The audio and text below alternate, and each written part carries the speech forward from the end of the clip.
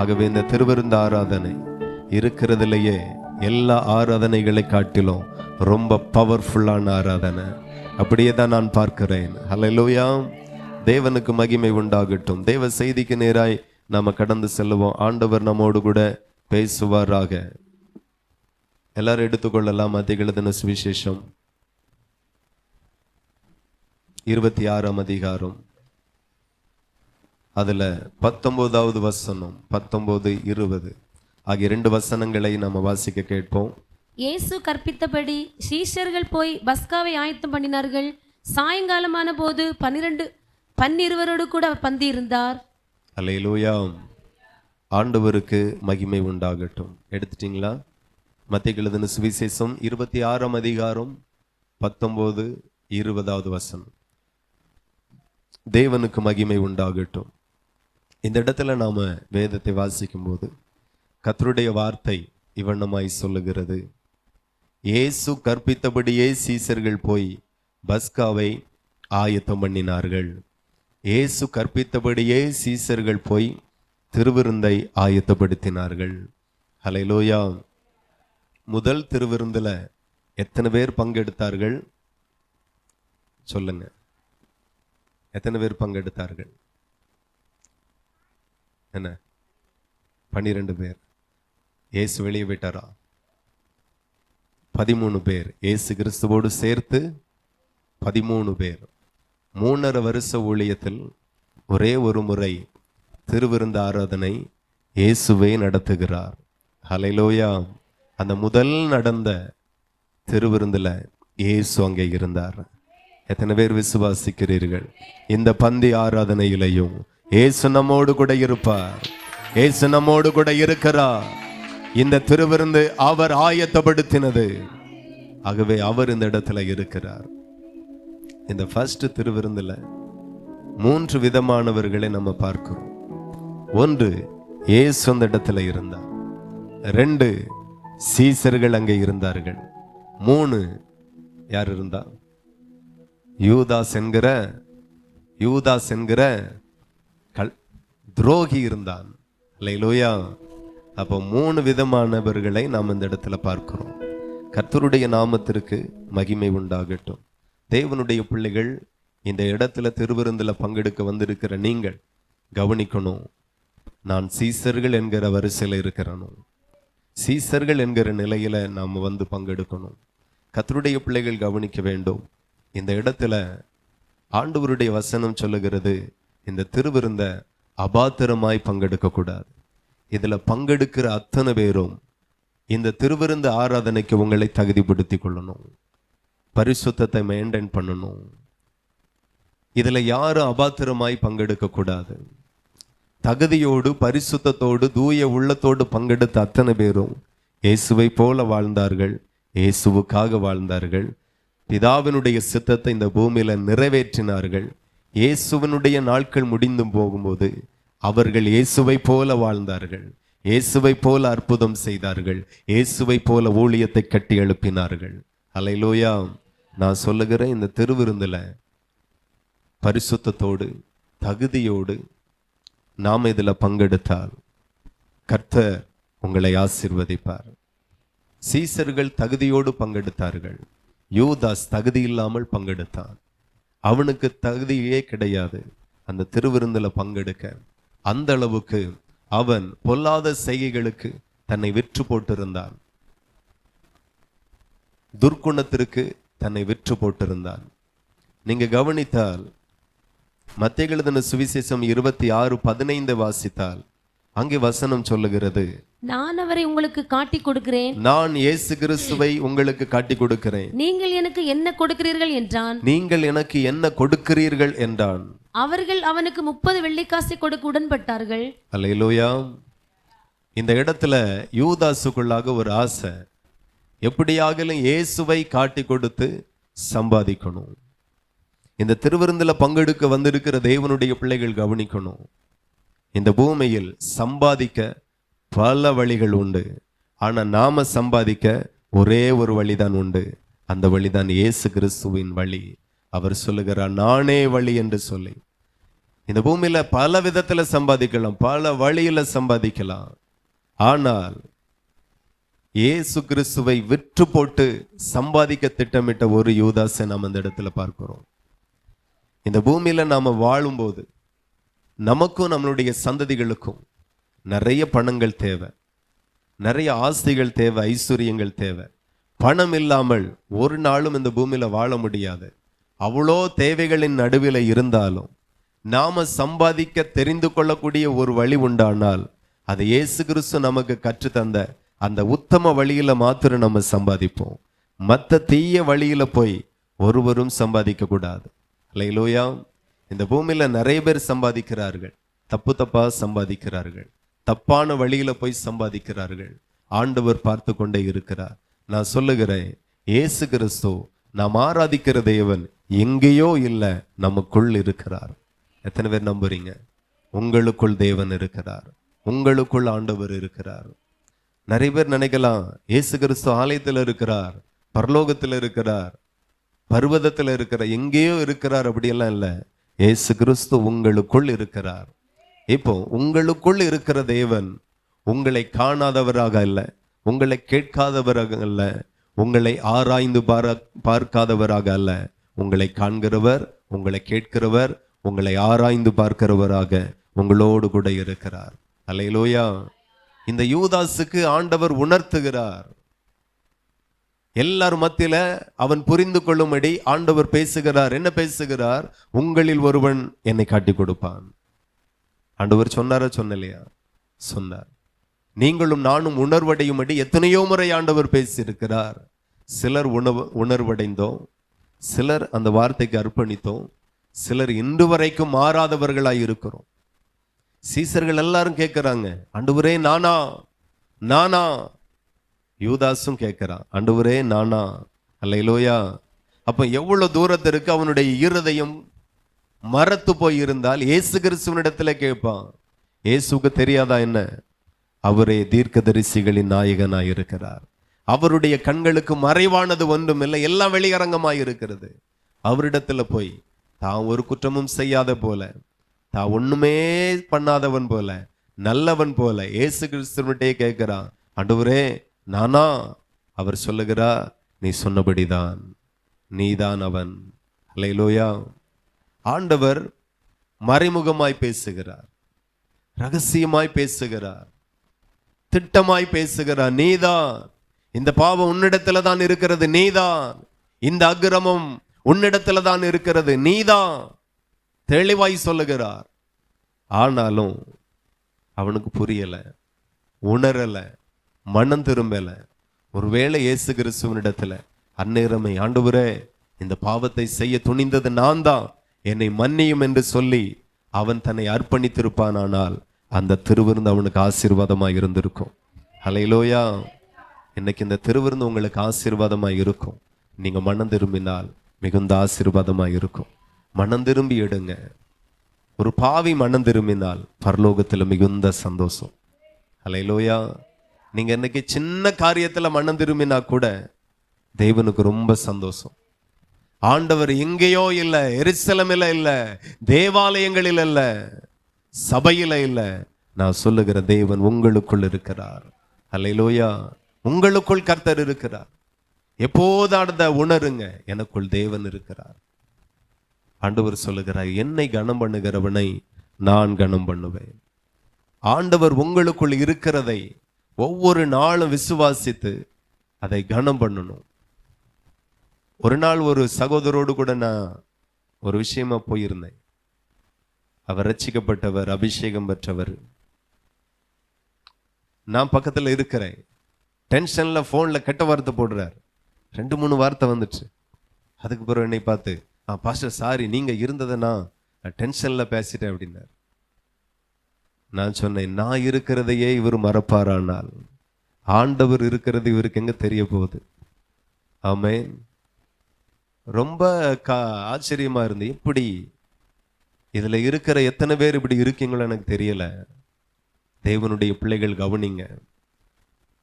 தேவனை நீங்க கனம் பண்ணிட்டீங்கன்னா அவரும் உங்களை கனம் பண்ண ஆரம்பிச்சிருவார். அவருக்கு ஒண்ணுமே தெரியாத மாதிரியும், அவர் பார்க்காத மாதிரியும், அவர் காணாதவர் மாதிரியும் ஒண்ணுமே தெரியாத மாதிரி பின்ன திருவிருந்தில் வந்து உட்கார்ந்துருது. ஆண்டவர் கூட தான் இருக்கிறார். நன்மை செய்யும் போதும் தீமை செய்யும் போதும் அவருக்கு விரோதமாய் எழும்பும் போதும் கர்த்தர் உங்களோடு தான் இருக்கிறார். உங்களோடு கூட இருக்கிறார், உங்களுக்குள்ள இருக்கிறார். ஒரு நாளும் மறவாதிருங்கள், ஒரு நாளும் மறவாதிருங்கள். யூதாஸ் தப்பு பண்ணும்போது அவனுக்கு தெரியும், ஆண்டவர் பேசும்போது அவனுக்கு தெரியும், ஆண்டவர் உணர்த்தும் போதும் அவனுக்கு தெரியும். ஆனாலும் மனம் திரும்பவே இல்லை. நான் சொல்லுகிறேன், மனம் திரும்புங்க, பரலோகம் சந்தோஷப்படும். மனம் திரும்புங்க, கர்த்தர் ரொம்ப சந்தோஷப்படுவார். ஹல்லேலூயா. ஒவ்வொரு நாளும் ஒவ்வொரு காரியத்திலையும் ஆண்டவரிடத்துல மனம் திரும்புங்க. சின்ன காரியமா இருந்தாலும் நீங்க திரும்பும் போது பரலோகம் சந்தோஷப்படும். சின்ன காரியமா இருந்தாலும் நீங்க திரும்பிட்டீங்கன்னா ஆண்டவர் ரொம்ப சந்தோஷப்படுவார், ரொம்ப மகிழுவார். ஹல்லேலூயா. ஆமா, யூதாசுக்கு எத்தனையோ வழிகள் இருந்தது. நான் சொல்லுகிறேன், இந்த பூமியில எந்த வேலை செய்தாலும் ஊழியத்திற்கு பிறகுதான் மற்ற வேலைகளில் ஆசீர்வாதம். ஊழியத்தில் அவ்வளோ ஆசீர்வாதமும் மேன்மையும் மகிமையும் இருக்கிறது. எத்தனை பேர் விசுவாசிக்கிறீர்கள்? ஆண்டவர் பயன்படுத்தாதது வரைக்கும் தான் ஊழியம் முட்களாக இருக்கும், நெருக்கமாக இருக்கும், கஷ்டமாக இருக்கும்.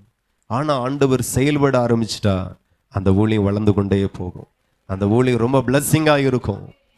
ஆண்டவரோடு இருந்தவன் யூதாஸ், கர்த்தரோடு நடந்தவன். கர்த்தர் எவ்வளவோ காரியங்களை சொல்லி கொடுத்திருந்தார். நேரடி கர்த்தருடைய சத்தத்தை கேட்டவன். ஆனாலும் உணர்த்தப்படும் போது அவ இருதயம் மறத்து போனதாகவே இருந்தது. ஒரே ஒரு காரியத்துல தீவிரமாய் இருக்கிறான். எப்படியாக அவரை காட்டி கொடுக்கணும், 30 வெள்ளி காசை வாங்கணும். ஆமென். இதை இயேசு கிறிஸ்துவனிடத்துல கேட்டிருந்தா 30 இல்ல 30,000 கர்த்தர் கொடுத்திருப்பார். கேளுங்கள் அப்பொழுது உங்களுக்கு கொடுக்கப்படும் என்கிறது தான் ஆண்டவருடைய வாக்கு தத்துவம். நீங்க எவைகளை கேட்டாலும் அவைகளை அவர் உங்களுக்கு கொடுக்க அவர் உண்மை உள்ளவராய் இருக்கிறார். தேவனுடைய பிள்ளைகள் புரிந்து கொள்ளுங்க. சம்பாதிக்க இந்த பூமியில பல வழிகள் இருக்கிறது, ஏகப்பட்ட வழிகள் இருக்கிறது. ஏதோ ஒரு வழியில போய் நம்ம சம்பாதிக்கலாம். ஆனா அவர் சந்தோஷப்படுற மாதிரி ஒரு வழியில போகணும், அவர் பிரியப்படுகிற மாதிரி ஒரு வழியில போகணும். ஆண்டவர் ரொம்ப சந்தோஷப்படுவார். என்னைக்குமே அவரை துக்கப்படுத்திட்டு அவரை சங்கடப்படுத்திட்டு நீங்க ரொம்ப நாளைக்கு சந்தோஷமா வாழவே முடியாது. எத்தனை பேர் அதை நம்புறீங்க? அவரை நீங்க சந்தோஷப்படுத்திட்டீங்கன்னா ஒவ்வொரு நாளும் நீங்க மகிழுவீர்கள், ஒவ்வொரு நாளும் நீங்க சந்தோஷப்படுவீர்கள். ஆமென், ஹல்லேலூயா. ஒரு நாள் கூட துக்கப்படுத்திராதுங்க. நீங்க மீட்கப்படும் நாளுக்கென்று முத்திரையாய் பெற்ற தேவனுடைய பரிசுத்த ஆவியை துக்கப்படுத்தாதிருங்கள் என்று ஆண்டவர் சொல்லி இருக்கிறார். ஒரு நாள் கூட ஆண்டவரை சங்கடப்படுத்திடாதுங்க. வார்த்தையினால, கிரியைகளினால, செயல்களினால. ஆமா, சின்ன சின்ன காரியத்துல நம்முடைய ஆண்டவர் எவ்வளோ வல்லமை உடையவரோ அவ்வளோ மென்மையானவர். லேசா ஒரு ஆளை கடிந்து கொண்டா ரொம்ப சங்கடப்படும். ஒரு தூசண வார்த்தை சங்கடப்படுவார். ஆகவே தேவனை புரிந்து கொள்ளுங்க, தேவனை அறிந்து கொள்ளுங்க. அடிக்கடி ஆண்டவரிடத்துல கேளுங்க, அடிக்கடி ஆண்டவரிடத்துல கேளுங்க. என்ன தெரியுமா சங்கீதக்காரன் கேட்கிறான்? 119வது சங்கீதம் 18வது வசனத்தை ஒருவர் வாசிக்கலாம். அங்கே சங்கீதக்காரன் கேட்கிறான், ஆண்டவரே உமது வேதத்தில் உள்ள அதிசயங்களை நான் பார்க்கும்படிக்கு, ஆண்டவரே உமது வேதத்தில் உள்ள அதிசயங்களை நான் பார்க்கும்படிக்கு என் கண்களை திறந்தருளும், என் கண்களை திறந்தருளும். அடுத்த வசனம், பூமியிலே நான் பரதேசி, உமது கற்பனைகளை எனக்கு மறையாதையும், உமது கற்பனைகளை மறையாதையும். எத்தனை பேருக்கு புரியுது? உம்முடைய வேதத்தில் உள்ள அதிசயங்கள். நாம உலகத்திலே அதிசயம் 6 7 அதிசயம் அப்படின்னு சொல்லி தாஜ்மஹாலை பார்க்கிறோம், ஒவ்வொரு இடங்களும் நம்ம பார்க்கிறோம். உலகத்துல இதுதான் அதிசயம் என்று சொல்லி நான் சொல்லுகிற எல்லா அதிசயத்தை காட்டிலும் வேதமே ஆக சிறந்த அதிசயம். ஹல்லேலூயா. இந்த வேத வசனம் உங்களை வாழ வைக்கும். மேலாட்டில் படிச்சீங்கன்னா ஒண்ணுமே புரியாது. வருஷத்துல ஒரு வாட்டி வேதத்தை வாசித்து முடிக்கணும், அது கம்பல்சரி. எல்லாரும் அதை ஃபாலோ பண்ணுங்க. அதே சமயத்துல என்ன சொல்லி இருக்கிறார் புரியணும், அது உணரணும். அந்த வசனங்களிலிருந்து நமக்கு ஒரு வெளிப்பாடு வரணும். கூடவே இருந்தான் யூதாஸ். அவனுக்கு கடைசி வரைக்கும் ஒண்ணுமே புரியல. நீங்க எவ்வளவு வாஞ்சியா இருக்கிறீங்களோ அவ்வளவு வாஞ்சியா அவர் உங்களுக்கு மாறுவார். ஹல்லேலூயா. நீங்க எவ்வளவு வாஞ்சையா இருக்கீங்களோ, எவ்வளவு வைராக்கியமா இருக்கீங்களோ, அவ்வளவு வைராக்கியமா அவர் உங்களுக்காய் மாறுவார். நீங்க தேவனுடைய சுபாவத்தை நல்லா கவனிங்க. சாதரக், மேசேக், ஆபேத் இவங்களெல்லாம் பார்த்தீங்கன்னா வைராக்கியமாய் நின்றார்கள். கர்த்தர் வைராக்கியமாய் நின்றார். 7 மடங்கு சூடேற்றப்பட்ட அக்கினி சோலைக்குள்ளாய் போடுறாங்க. நாங்கள் ஆராதிக்கிற தேவன் எங்களை விடுவிக்க வல்லவர். விடுவியாமல் போனாலும் நான் உம்முடைய தேவர்களுக்கு ஆராதனை செய்கிறது இல்லை அப்படின்னு உறுதியாய் நின்றார்கள், வைராக்கியமாய் நின்றார்கள், ராஜாவுக்கு எதிர்த்து நின்றார்கள், தைரியமாய் நின்றார்கள். கர்த்தரும் அவர்களுக்கு தைரியமாய் வைராக்கியமாய் நின்றார். அல்லேலூயா. நின்றாரா இல்லையா? அதே நேரத்தில் எலியாவுக்கு நீங்க திரும்பினீங்கன்னா போய் சுரைச்செடியின் கீழே படுத்து கிடக்கிறான், பயந்து கிடக்கிறான். அவன் வைராக்கியமாய் நின்ற நாட்கள் எல்லாம் கர்த்தர் வைராக்கியமாய் செயல்பட்டார். ஆனா அவன் சோர்ந்து இருக்கும்போது ஆண்டவர் போய் ஆகாரத்தை கொடுத்து எழுப்பி விட்டார். மறுபடியும் ஓடுவான், பிரயாணம் பண்ணுவான், மறுபடியும் சோர்ந்து படுத்துருவான். நீங்க கர்த்தருக்குள் வைராக்கியமாய் இருங்க, அவர் வைராக்கியமாய் மாறுவார். ஒவ்வொரு இடத்திலையும் வசனத்துல வைராக்கியமாய் நில்லுங்க, சபைக்காக வைராக்கியமாய் நில்லுங்க. இன்னைக்கு நிறைய பேருக்கு ஏன் ஆண்டவர் உங்களுக்கு வைராக்கியமாய் இல்லை? உங்க பிசினஸுக்கு, உங்க வேலைக்கு, உங்களுடைய அற்புதங்களுக்கு ஏன் ஆண்டவர் வைராக்கியமா மாறல? நீங்க அவருக்காக வைராக்கியமா மாறல, அவரும் மாற மாட்டார். நான் அடிக்கடி சபைக்கு சொல்லுவேன், நீங்க எதையாகிலும் செய்தால் அவர் எதையாகிலும் செய்வார். அல்லேலூயா. நீங்க வைராக்கியமாய் மாறிட்டீங்கன்னா அவரும் உங்களுக்காக வைராக்கியமாய் மாறுவார். இன்னைக்கு நிறைய பேருக்கு ஞாயிற்றுக்கிழமை ஆராதனையே மறந்துடும். நான் மறுபடியும் சொல்லுகிறேன், ஆண்டவர் ஆதாம் ஏவாளை படைக்கும்போது வேலை செய்ய நோக்கத்திற்காக படைக்காமல் அவரோடு ஐக்கியமாய் இருக்கக்காகவே படைத்தார். அல்லேலூயா. ஆமா, ஏதோ அந்த தோட்டத்தை பராமரிச்சாவும் போதும், பாதுகாத்த போதும், அவன் என் கூட ஐக்கியமா இருக்கணும். நீங்க பிறந்த நோக்கம், நீங்க சிருஷ்டிக்கப்பட்ட நோக்கம், உங்களை தெரிந்து கொள்ளப்பட்ட நோக்கம் வேலை செய்து பிசினஸ் பண்ணி சம்பாதிச்சு பெரிய ஆளாகணும்னு அல்ல. முதலாவது தேவனுடைய ராஜ்யத்தை தேடணும். ஹல்லேலூயா. முதல்ல அவர்தான். நிறைய பேருக்கு அது தெரியறது இல்லை, வைராக்கியமாகவே இல்லை. சின்ன சின்ன அற்பமான காரணத்திற்கு சொல்லுகிறாங்க. ஏன் வரல ஆராதனைக்கு? தண்ணி வந்துட்டு பாஸ்டர். ஏன் வரல? லேசா தலைவலிச்சு பாஸ்டர். ஜெபம் பண்ண எண்ணெய் இல்லையா? போட்டுட்டு வந்திருக்கலாமே.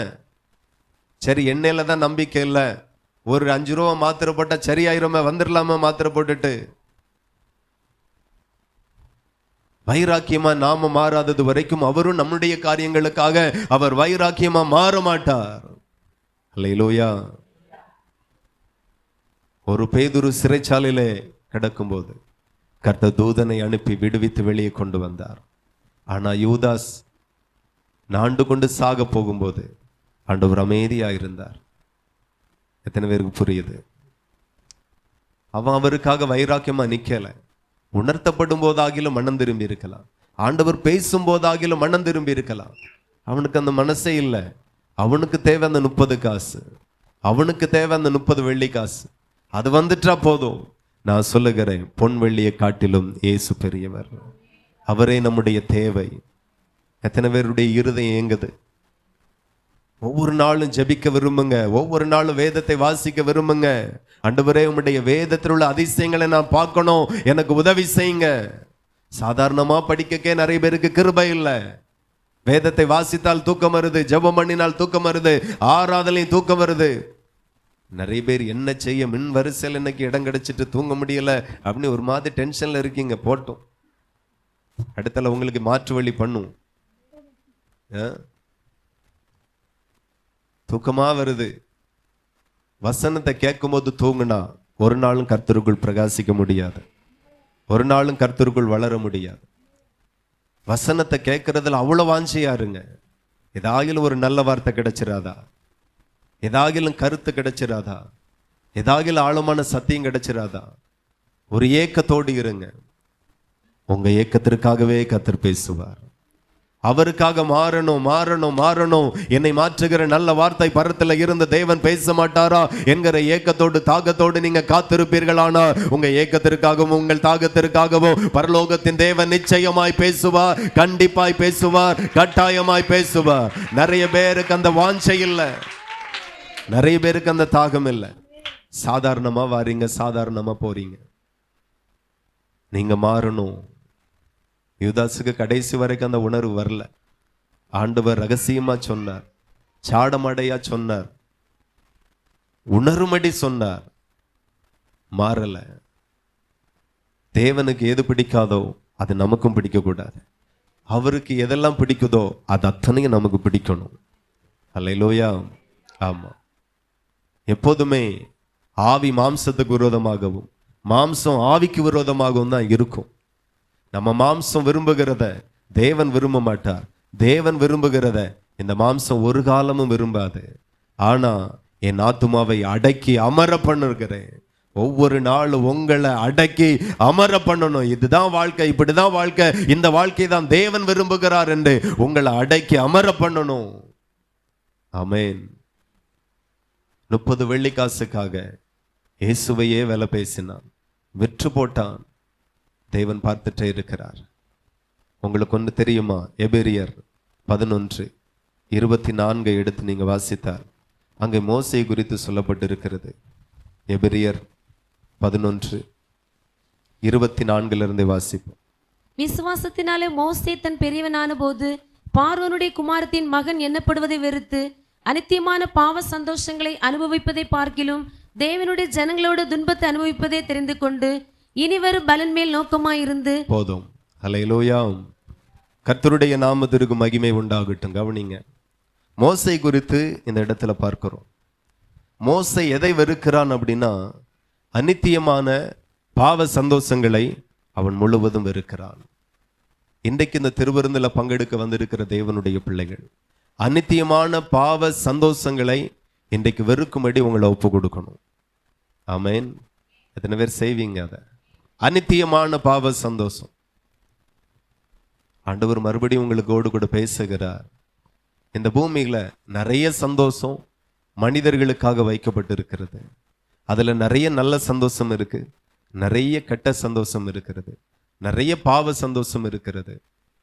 தேவன் வெளிப்படுத்துகிறது என்ன அப்படின்னா, ஒரு மனுஷன் பாவ சந்தோஷத்தை விரும்புவான், ஆனால் அவனுடைய வாழ்க்கையில நல்ல சந்தோஷமே இல்லாம போயிடும். ஆமென். எத்தனை பேருக்கு பாவ சந்தோஷம் வேணும்?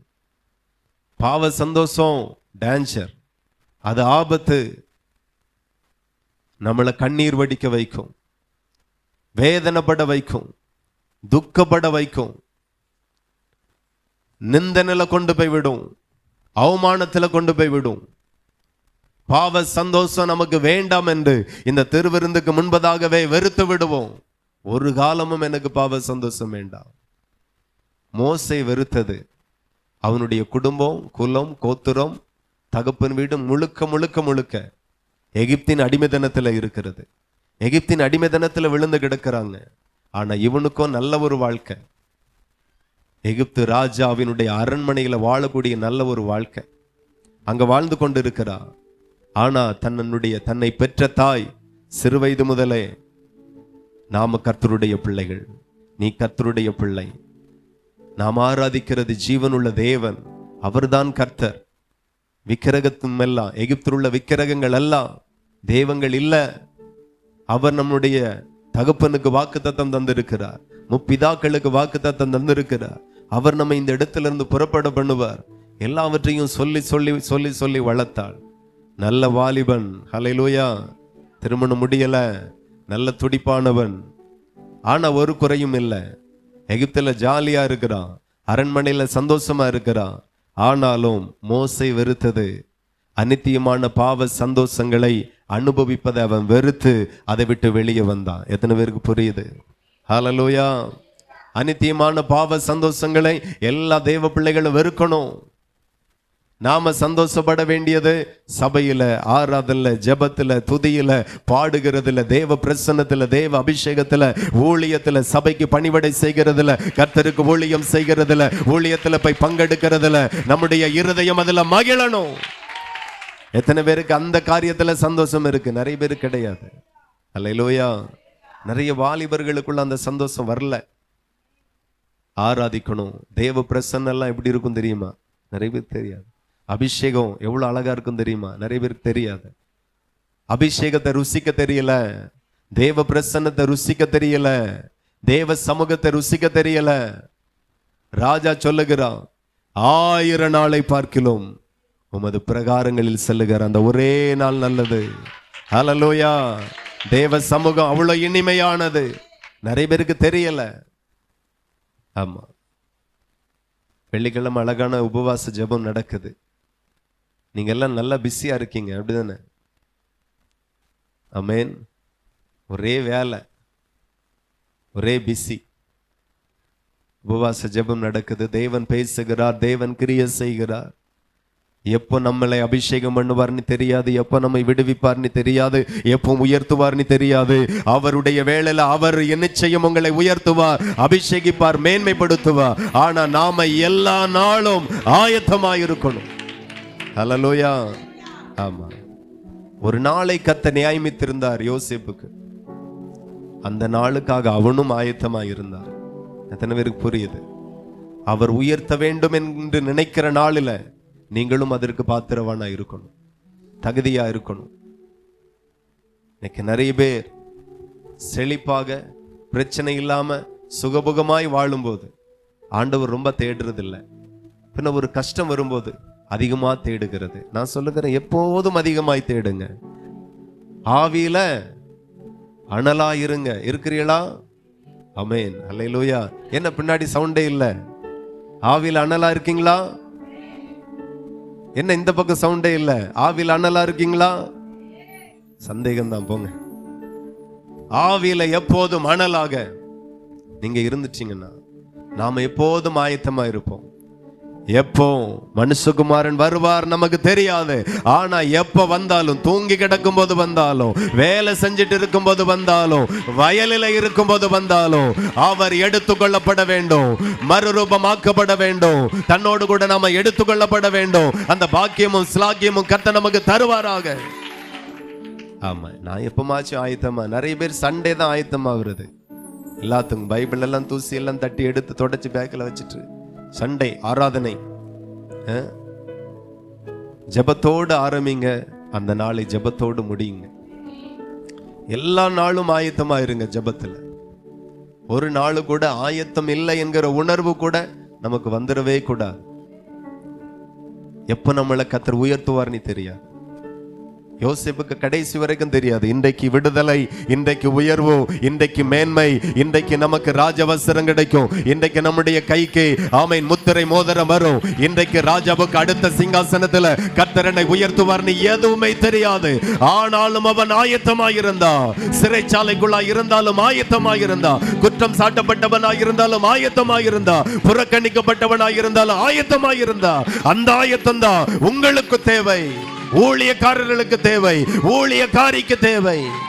ஹல்லேலூயா. எப்போ பிசாசு பிடிச்சவங்க வருவாங்கன்னு நமக்கு தெரியாது, எப்போ வியாதிப்பட்டவர்கள் வருவார்கள் தெரியாது. எப்போ யார் வந்தாலும் சரி, நாம் ஆவியில் அனலாய் இருந்தா, ஆவியோடு கூட மனுஷன் வரும்போது, பொல்லாத ஆவியோடு வரும்போது, கையை நீட்டும் போது, வாய்களை திறந்து சொல்லும் போது, நீங்கள் அல்ல ஆவியானவர் வெளிப்படுவார்.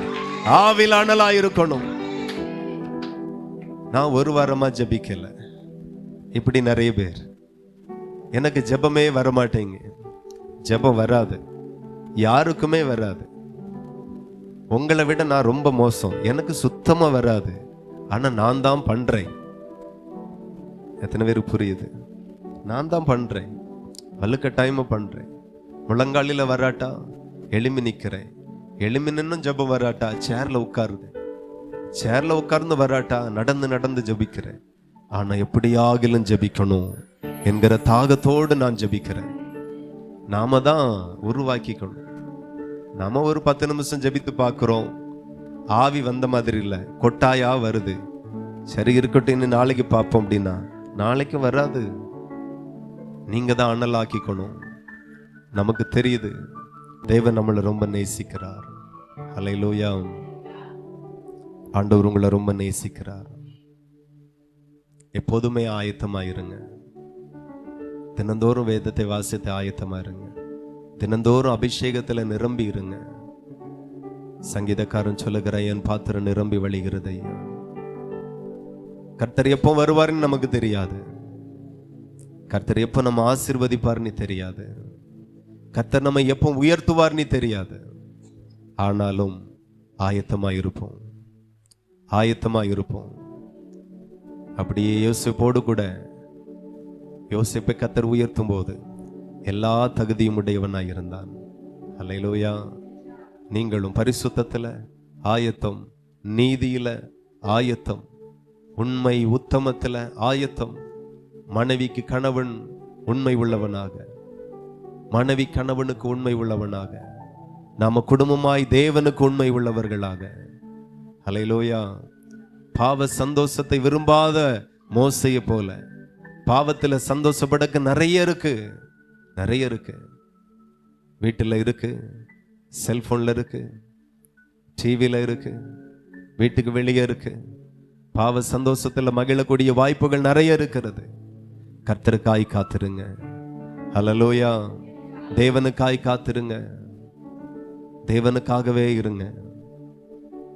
எப்போ உங்களை நினைத்தருளுவார்னு தெரியாது, எப்போ உங்களை உயர்த்த போறார்னு தெரியாது. எப்போ அந்த நாள் வந்தாலும் நான் 100% ஆயத்தமாய் 100% தகுதியாய் இருக்கணும். திடீர்னு ஊழியத்திற்கான ஒரு வாசல் திறக்கும், திடீரென்று சொல்லி ஒரு வீட்டுக்கான வாசல் திறக்கும், திடீர்னு நல்ல ஒரு வேலைக்கான வாசல் திறக்கும். எப்போ திறந்தாலும் நீங்க சோர்ந்து போய் இருக்கக்கூடாது, பின்வாங்கி இருக்கக்கூடாது, பின்மாற்றத்தில் இருக்கக்கூடாது. எப்போ ஆண்டவர் ஒரு ஆசீர்வாதத்திற்கு உங்களை உயர்த்த சித்தமாய் இருந்தாலும் முழு தகுதி உடையவர்களாய் இருக்கணும். அல்லேலூயா. ஆண்டவர் உங்களை ஆசீர்வதிக்க மாட்டேனே சொல்லல, நான் உன்னை ஆசீர்வதிக்கவே ஆசீர்வதிப்பேன் என்று தான் கர்த்தர் சொல்லி இருக்கிறார். ஆசீர்வதிக்கவே ஆசீர்வதிப்பேன், கீழாக்காமல் மேலாக்குவேன், வாளாக்காமல் தலையாக்குவேன். இதுதான் கர்த்தர் நம்ம மேல வைத்திருக்கிற திட்டம். இது என்னைக்கோ ஒரு நாள் நடக்கத்தான் போகுது. நம்புறீங்களா? அந்த நாள் இன்றைக்காக கூட இருக்கலாம், இன்றைக்காய் கூட இருக்கலாம். யாருக்கு தெரியும்? இன்றைக்கு நீங்க வாளாய் இருக்கிறீர்கள். யாருக்கு தெரியும்? இன்றைக்கு மதியான வேளையில கர்த்தர் உங்களை தலையாக்குகிற நாள் இதுவாய் கூட இருக்கலாம். நீங்க ஆயத்தம் இல்லாமல் இருக்காதுங்க, ஆயத்தத்தோடு இருங்க, முழு ஆயத்தத்தோடு இருங்க, முழு தகுதியோடு கூட இருங்க. ஆண்டவர் விரும்புகிறார். ஆண்டவர் பாவத்தை வெறுக்கிறவராக, பாவிகளை ரொம்ப நேசிக்கிறவராக இருக்கிறார். இன்றைக்கு கர்த்தர் நம்முடைய வாழ்க்கைக்கு தேவையான நிறைய சத்தியங்களை கர்த்தர் கற்று தந்திருக்கிறார். ஒவ்வொரு நாளும் சத்தியத்தை கற்று கற்று கற்று கற்று ஆண்டவருக்காக ஆயத்தப்படுங்க. இம்மைக்குரிய ஆசீர்வாதத்தை, மறுமைக்குரிய ஆசீர்வாதத்தை உங்களுக்கு கர்த்தர் நிறைவாய் தர விரும்புகிறார். நம்ம வெறுக்க வேண்டியதை வெறுப்போம், விரும்ப வேண்டியதை விரும்புவோம். ஹல்லேலூயா. ஆண்டவர் ஒரு அழகான தலைப்பை தந்தார். வரக்கூடிய நாட்கள் அது நமக்கு விருந்தாக இருக்கும், ஜீவப்பமாக இருக்கும்.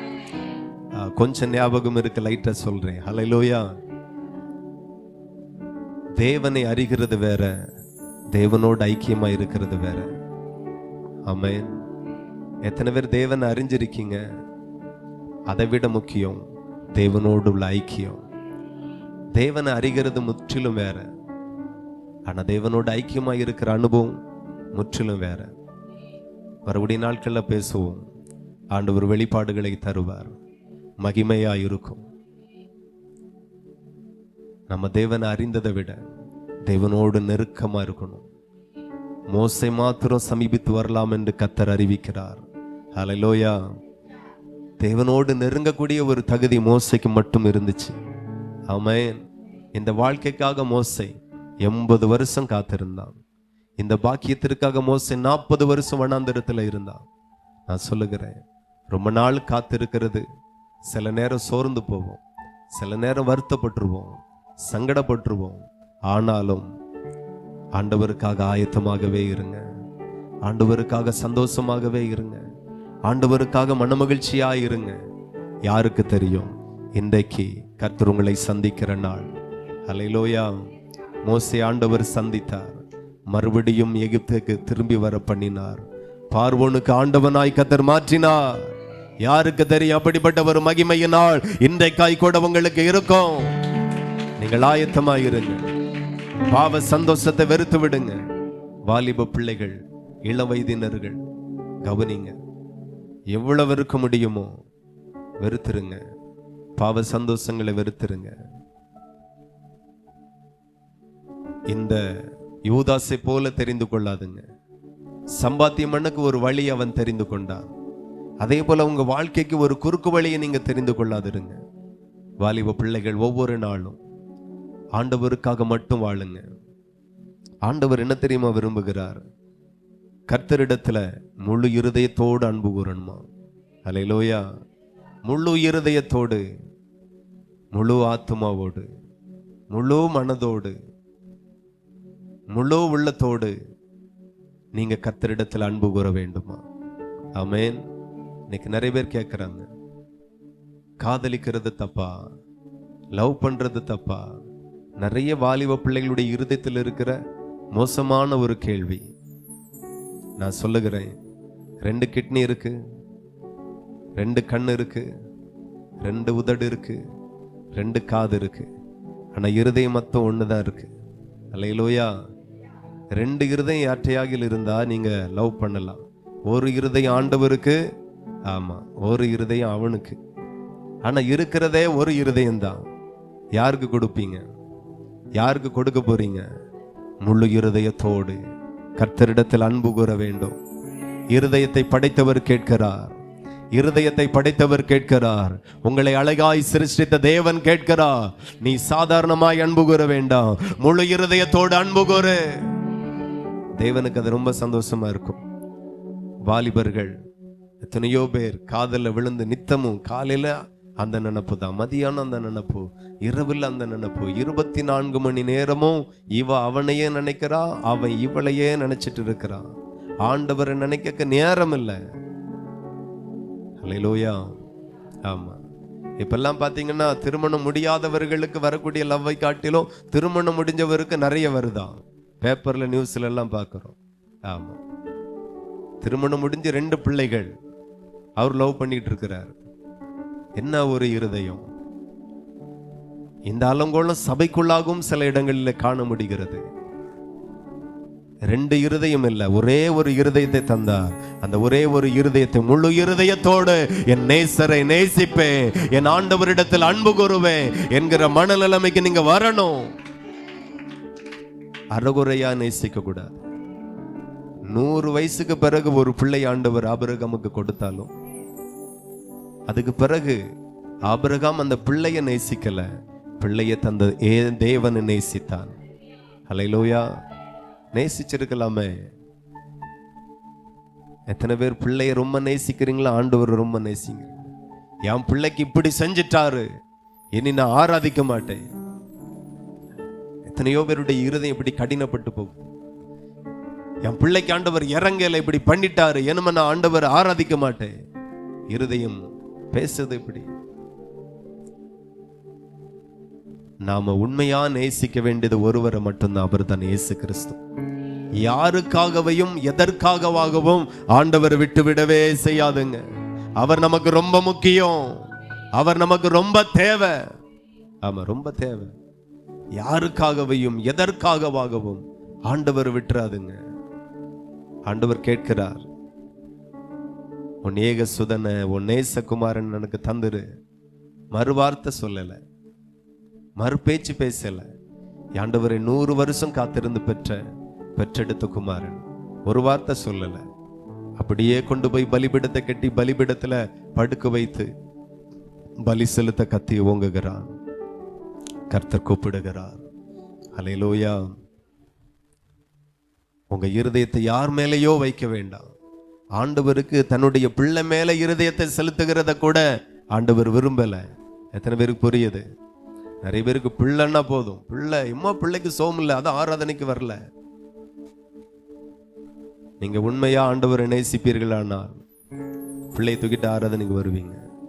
பிள்ளை தூக்கிட்டு ஆஸ்பத்திரிக்கு போக தெரியுது. நான் சொல்லுகிற மருத்துவரை காட்டிலும் பரம வைத்தியர் மிகவும் பெரியவர். இரட்சகர் உங்க பிள்ளைய ரட்சிப்பார், விடுவிப்பார். ஆமா, நீங்க தூக்கிட்டு வந்து பாருங்க, திரும்ப போகும்போது அந்த பிள்ளைய பலகீனத்தோடு மறுபடியும் சுமந்து கொண்டு போகாமல் பிள்ளைய 100% கர்த்தர் குணமாக்கியிருப்பார். ஆமா, இன்னைக்கு பிள்ளைக்கு சோமலன்னு ஒரு ஆராதனையை மிஸ் பண்ணினா அடிக்கடி ஆராதனை தவற விட வேண்டியதா இருக்கும். பிசாசுக்கு புரிஞ்சிடும், இந்த அம்மாவை ஆராதனைக்கு போக விடாம தடுக்கணும்னா ஒரே வழிதான், காலையில எந்திரிச்ச உடனே பிள்ளை 10 தும்மல் போடணும். இந்த அம்மா போகாது, இந்த அக்கா ஆராதனைக்கு போக மாட்டாங்க. எங்க போவாங்க? ஆஸ்பத்திரிக்கு போவாங்க. சில அம்மாமார் ஆஸ்பத்திரிக்கும் போவாதுவே. நீங்க தப்பா சொல்றீங்கக்கா, ஆஸ்பத்திரிக்கு போக மாட்டாங்க, மருந்து கொடுத்துட்டு பிள்ளைகிட்டே இருப்பாங்க. பாவம் என் பிள்ளை, பாவம், ஒரு மாதிரி ஆயிட்டா, முகெல்லாம் வாடிட்டு, பாவம், கிட்டே இருந்து பார்த்துட்டே இருக்கிறது. ஆண்டவரை நோக்கி பாருங்கள், அவரை நோக்கி பார்த்த முகங்கள் வெக்கப்பட்டே போகாது. ஹல்லேலூயா. கர்த்தரை நோக்கி பாருங்க. பாவ சந்தோஷம் நமக்குள்ளாய் வேண்டாம். யூதாசுக்குள்ளாய் ஒரு இச்சை இருந்துச்சு, இப்படி யாகிலும் காட்டி கொடுக்கணும், கொஞ்சம் சம்பாதிச்சிடணும், இதை யாகிலும் செஞ்சு நம்ம வாழ்க்கையில என்னெல்லாம் வருதோ வேத வசனத்தின்படி வரணும், என்னெல்லாம் நமக்கு கிடைக்குதோ வேத வசனத்தின்படி கிடைக்கணும். ஒரு வாழ்க்கை துணையா இருக்கட்டும், வேத வசனத்தின்படி கிடைக்கட்டும். எத்தனை பேருக்கு புரியுது? ஹல்லேலூயா. ஆமா, ஒரு உயர்வு, ஒரு மேன்மை, தேவனுக்காக முதல்ல ஓடுவோம். சம்பாதிக்கிறதற்காக கர்த்தர் நம்மை படைக்கல, அவரோடு ஐக்கியமாய் இருக்கிறதற்காக படைத்தார். ஹல்லேலூயா. மோசே 40 நாள் சீனாய் மலையில இருந்தார். கீழே இருந்தவங்களுக்கெல்லாம் போர் அடிச்சிட்டு, மேலே இருந்த மோசைக்கு போரே அடிக்கல. தேவனோடு இருக்கிறான், தேவ பிரசன்னத்துல இருக்கிறான். ஆனா கீழே இருக்கிறவங்களுக்கு போர் அடிச்சிட்டு, இனி மோசே வருவாரா வரமாட்டாருன்னு தெரியல, நம்ம வேற எதையாகிலும் பண்ணுவோம், ரொம்ப நாள் ஆச்சிட்டு. ஹல்லேலூயா. தேவனோடு இருந்தார். தேவனோடு இருக்கக்காக தான் கர்த்தர் நம்மளை சிருஷ்டித்திருக்கிறார். அந்த டைம் போக படிங்க, அந்த டைம் போக வேலை செய்யுங்க, அந்த டைம் போக வேற எதையாகிலும் செய்யுங்க. ஆண்டவருக்கு கொடுக்க வேண்டிய நேரத்தையும் காலத்தையும் சரியாய் கொடுங்க. ஹல்லேலூயா. கர்த்தர் இதிலே பிரியமாய் இருக்கிறார். அவருடைய வருகை மிகவும் சமீபமாய் இருக்கிறது. எப்போ அவர் வருவார்னு யாருக்கும் தெரியாது. ஆனா ஒன்று மாத்திரம் நிச்சயம், அவர் சீக்கிரமாய் வரப்போகிறார். அவருடைய வருகைக்கான எல்லா அடையாளங்களும் ஆமென் நடந்து கொண்டே இருக்கிறது. ஆமென். இந்த பூமியினுடைய கடைசி நாட்களில கடைசி விளிம்பில நின்று கொண்டிருக்கிறோம். மத்திய ஆகாயத்துல இயேசு கிறிஸ்து சீக்கிரமாய் வரப்போகிறார். நீங்கள் ஆயத்தமாயிருங்கள், ஆயத்தமாயிருங்கள். ஹல்லேலூயா. இந்த யூதாஸ் அபாத்திரமாய் பங்கெடுத்தான். உள்ள வஞ்சகம் இருந்துச்சு, மோசமான வழி இருந்துச்சு, மோசமான வாழ்க்கை இருந்துச்சு, ஆண்டவருக்கு பிரியமில்லாத நிறைய திட்டங்கள் இருந்துச்சு. அதெல்லாம் விட்டுட்டு எடுத்திருக்கணும். அதெல்லாம் உள்ள வச்சுட்டே திருவிருந்து எடுத்தான். அதுக்கு பிறகு என்ன நடந்துச்சு அப்படின்னா, சில மணி நேரங்களில் யூதாஸ் நாண்டு கொண்டு செத்தான் என்று வேதம் சொல்லுகிறது. ஹல்லேலூயா. நான் சொல்லுகிறேன், திருவிருந்து அவ்வளோ ஆசீர்வாதம். ஆமென். திருவிருந்து அவ்வளோ ஆசீர்வாதம். எப்போ? மனம் திரும்பி எடுக்கும்போது. சிலர் இந்த வார்த்தையை கேட்டுட்டு என்ன செய்வாங்க, அப்போ இந்த வாரம் நான் போயிட்டு வரேன், இந்த மாசம் போயிட்டு வரேன், இந்த வருஷம் போயிட்டு வரேன், அப்போ அடுத்த மாசம் வந்து எடுக்கிறேன். அந்த கதையெல்லாம் இங்கே விடக்கூடாது. மனம் திரும்பக்குன்னா ஒரு மாசம், இன்னைக்கே திரும்பணும், இன்னைக்கு எடுக்கணும். ஹல்லேலூயா. ஆமா, திருவிருந்து ஆரம்பிச்ச உடனே 2 கதவுகளும் க்ளோஸ் பண்ணப்படும். ஒரு ஈக்காக்கா கூட வெளியே போக கூடாது, உள்ளதா இருக்கணும். மனம் திரும்பி பாவத்தெல்லாம் அறிக்கை செய்து விட்டு விட்டு எடுங்க. யூதாசுக்கு கிடைக்காத இரக்கத்தை கர்த்தர் உங்களுக்கு தருவார். கர்த்தர் உங்களுக்கு இரக்கம் செய்வார். ஒவ்வொரு தேவ பிள்ளைகளும் நிறைய பேர் பார்த்தீங்கன்னா திருவிருந்தில் எழும்பி போவாங்க. அவங்களுடைய இருதயத்தில் ஒரே ஒரு காரியம்தான், நான் ஆயத்தம் இல்லை, நான் தகுதி இல்லை. அதெல்லாம் மாற்றி இன்றைக்கு கர்த்தர் என்னை தகுதிப்படுத்துவார். நான் மனம் திரும்புகிறேன், இந்த மாதிரியான காரியம் இனி நான் செய்ய மாட்டேன். ஒரே ஒரு வார்த்தை தான், வெரி சிம்பிள். அதை சொல்லிட்டு நீங்க எடுங்க. இந்த திருவிருந்து உங்களுக்கு ஆசீர்வாதமா இருக்கும். தீய பழக்கங்களிலிருந்து வெளியே வாருங்க. எனக்கு தெரியாது, யான் கண்ணை மறைக்கலாம். தேவன் இங்கேயோ இல்லை, தேவன் உங்களுக்குள்ளதான் இருக்கிறார். நீங்க தான் தேவனுடைய ஆலயம், தேவனை சுமந்து கொண்டு நடமாடுகிற தேவனுடைய ஆலயமாய் இருக்கிறீர்கள். கர்த்தருடைய ஆவியானவர் உங்களுக்குள்ளதான் இருக்கிறார். நீங்க பேசுகிறது, செய்கிறது, செயல்படுகிறது, ஓடுகிறது, போகிற எல்லா வழிகளையும் அவர் மட்டுமே அறிவார். அவருக்கு நல்லா தெரியும். ஆகவே தேவனுடைய பிள்ளைகள் மனம் திரும்புங்க, கர்த்தரை ரொம்ப சந்தோஷப்படுத்துங்க, அப்பொழுது நீங்க ரொம்ப சந்தோஷப்படுவீர்கள். ஹல்லேலூயா. அப்ப நீங்க ரொம்ப சந்தோஷப்படுவீர்கள். தேவனுக்கு மகிமை உண்டாகட்டும். யாக்கோபு 4 சரி இல்ல 1 கொரிந்தியர் 11:27. 1 கொரிந்தியர். இப்படி இருக்க எவன் அபாத்திரமாய் கர்த்தருடைய அப்பத்தை புசித்து அவருடைய பாத்திரத்தில் பானம் பண்ணுகிறானோ அவன் கர்த்தருடைய சரீரத்தையும் இரத்தத்தையும் குறித்து குற்றமுள்ளவனாய் இருப்பான். எந்த மனுஷனும் தன்னைத்தானே சோதித்தறிந்து இந்த அப்பத்தில் புசித்து இந்த பாத்திரத்தில் பானம் பண்ண கடவன். எனத்தினால் எனில் அபாத்திரமாய் போஜன பானம் பண்ணுகிறவன் கர்த்தருடைய சரீரம் இன்னதென்று நிதானித்து அறியாததினால் தனக்கு ஆக்கினை தீர்ப்பு வரும்படி போஜன பானம் பண்ணுகிறான். இது நிமித்தம் உங்களில் அநேகர் பலவீனரும் வியாதியுள்ளவர்களுமாய் இருக்கிறார்கள், அநேகர் நித்திரையும் அடைந்திருக்கிறார்கள். நம்மை நாமே நிதானித்து அறிந்தால் நாம் நியாயம் தீர்க்கப்படும். ஹல்லேலூயா. கர்த்தருடைய சரீரம் இன்னதென்று நிதானித்து அறியாமல் இதுல பங்கெடுத்தா ஆக்கினை தீர்ப்பு வரும் என்று சொல்லப்பட்டிருக்கிறது. அதே போல இது நிமித்தம் உங்களில் அநேகர் பலவீனர் வியாதி உள்ளவர்களுமாய் இருக்கிறார்கள், அநேகர் நித்திரையும் அடைந்திருக்கிறார்கள் என்று வேதம் சொல்லுகிறது. ஆகவே இந்த திருவிருந்து ரொம்ப ஆசீர்வாதமானது. மனம் திரும்பி எடுங்க. ஒருவேளை பாவம் செய்கிறது மனுஷனுடைய இயல்பு தான்.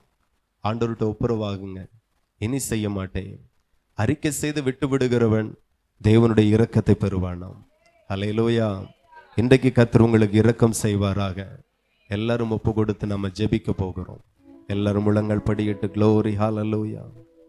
பரிசுத்த தேவனுக்கு முன்பதாக யூதாசை போல இச்சைகள் இருதயத்தில் இருக்குமேயானால் ஆண்டவர் உணர்த்தும் போது அவைகளை விட்டு கொடுங்க. ஆமென். ஸ்தோத்திரம், ஸ்தோத்திரம், ஸ்தோத்திரம்.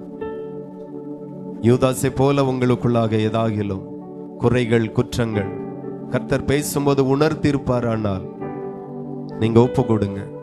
ஆண்டவரே, என் பாவம் மன்னிக்கப்படட்டும்பா, என் பாவம் மன்னிக்கப்படட்டும் டாடி சொல்லுங்களேன். என் குற்றங்கள் மன்னிக்கப்படட்டும். நான் சில இடத்துல தப்பா பேசிருந்தேன், மன்னிச்சிருங்க. சபித்து பேசுகிறேன், மன்னிச்சிருங்க. குற்றப்படுத்தி பேசுறதை மன்னிச்சிருங்க. தப்பானதை பார்க்கிறேன், மன்னிச்சிருங்க. இனி நான் அதை செய்யாமல் ஆண்டவரை நான் சந்தோஷப்படுத்துவேன். எல்லாரும் சொல்லுங்க வாய்களை திறந்து. ஹல்லேலூயா. இனி நான் செய்யவே மாட்டேன்பா, இனி நான் அதை செய்யவே மாட்டேன். இந்த பாவத்தை நான் செய்யவே மாட்டேன், இந்த அக்கிரமத்தை நான் செய்யவே மாட்டேன். சொல்லுங்க, திரும்ப திரும்ப சொல்லுங்க. இந்த பாவத்தை இனி நான் செய்யவே மாட்டேன். ஹல்லேலூயா. என்னை பரிசுத்தப்படுத்துங்க டாடி, என்னை பரிசுத்தப்படுத்துங்கப்பா, என்னை தகுதிப்படுத்துங்கப்பா. ஆமென். ஹல்லேலூயா. பாவங்களை அறிக்கை செய்து விட்டு விடுகிறவன் இரக்கம் பெறுவான். அறிக்கை செய்து விட்டு விடுங்க.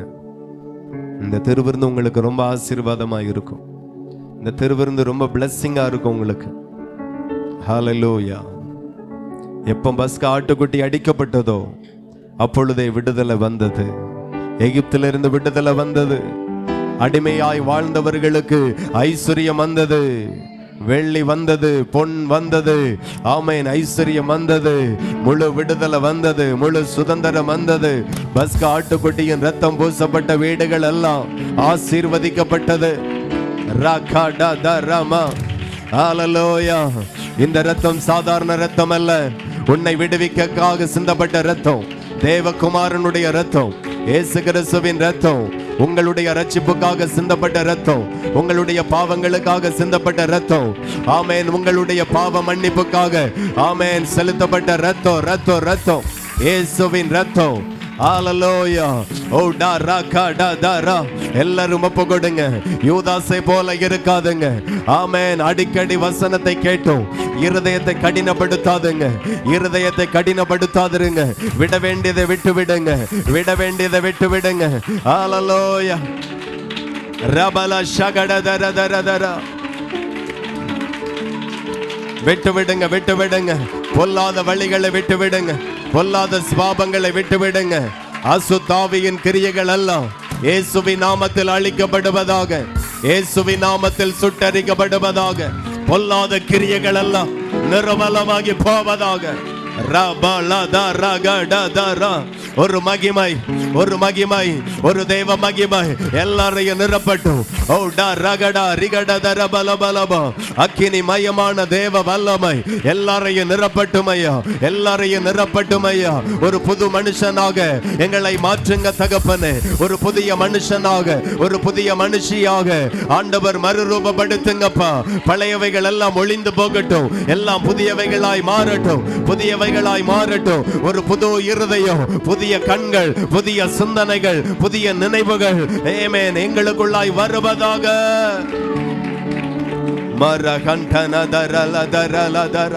ஹல்லேலூயா. எங்களை பரிசுத்தப்படுத்துங்கப்பா, எங்களை பரிசுத்தப்படுத்துங்க. எங்க சபையை பரிசுத்தப்படுத்துங்க. எங்க பாவங்கள் எல்லாம் விட்டு விலகுகிறோம். இனி நாங்க ஆண்டவரை சங்கடப்படுத்துகிற மாதிரி, வருத்தப்படுத்துகிற மாதிரி எந்த பாவத்தையும் செய்ய மாட்டோம் அப்பா.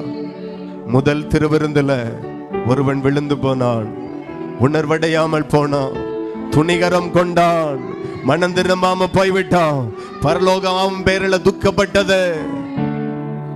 அவன் வாழ்க்கை முடிந்து போயிற்று. இன்றைக்கு நீ மனம் திரும்பும்படி கர்த்தர் பேசுகிறார். அன்புள்ள தகப்பனை எங்களை தாழ்த்துகிறோம், எங்களை அர்ப்பணிக்கிறோம். எல்லாரையும் ஆசீர்வதியும் தகுதிப்படுத்தும்.